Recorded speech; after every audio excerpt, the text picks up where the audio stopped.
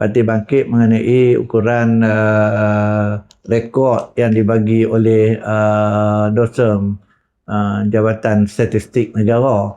Bila Jabatan Statistik Negara, inilah kaedah yang diguna pakai dunia. Yang pertama mengenai dengan KDNK, keluaran dalam negara kasar. Keluaran dalam negara kasar ni berapa banyak nilai ekonomi, ladang berapa banyak, kilang berapa banyak, lombong berapa banyak, jumlah nilai ni berapa semua. Tu jadi pengukuran kegiatan ekonomi untuk hampir seluruh negara, semua dunia menggunakan pengukuran yang sebagai itu. So pengukuran ini juga digunakan di Kedah, pengukuran ini juga digunakan di Pahang, pengukuran ini juga digunakan di Selangor.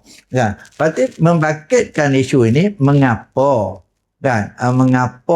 Perak yang mempunyai kekayaan yang luas, tanah yang luas, infrastruktur yang baik, pelabuhan yang ada, pelabuhan utama dekat, tanah yang luas, kedudukan negeri Perak ini masih ditakut lama. Lebih kurang nombor berapa lah, pasti tak ingat figure, kena rujuk balik nanti dia main tu.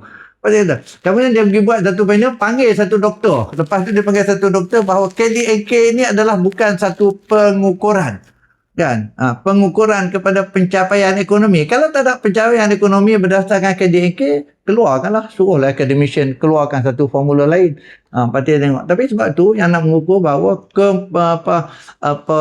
pengukuran kepada keluaran dalam negara kasar untuk negeri Perak ini masih di tingkat yang tidak membanggakan. Ini yang pertama.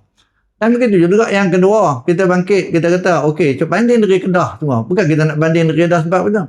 Kedah ni sebelum ini diperintah oleh Barisan Nasional. Di negeri Perak diperintah oleh Barisan Nasional. Salah satu pengukuran kepada kegiatan ekonomi kita panggil FDI, kan, Foreign Direct Investment. Ada pelabuhan asing masuk, kan? Pelabuhan asing masuk dekat Kedah, kan, bukan yang dijanji, yang dimasuk berapa bilion, di Perak berapa bilion. Kenapa di Kedah lebih tinggi daripada di Perak, sedangkan diwawarkan kepada rakyat Kedah, Perak ni ada berapa kawasan perindustrian, Tanjung Malim, High-Tech Park, pengajian di Lumut, pengajian di Ipoh, pengajian di Taiping, sini pula kawasan pendistrian di banyak. Mengapa kalah dengan Kedah yang dapat nombor 1, nombor 2 lah daripada pelaburan dalam dunia negara asing ini, hanya Kulim High-Tech Park saja.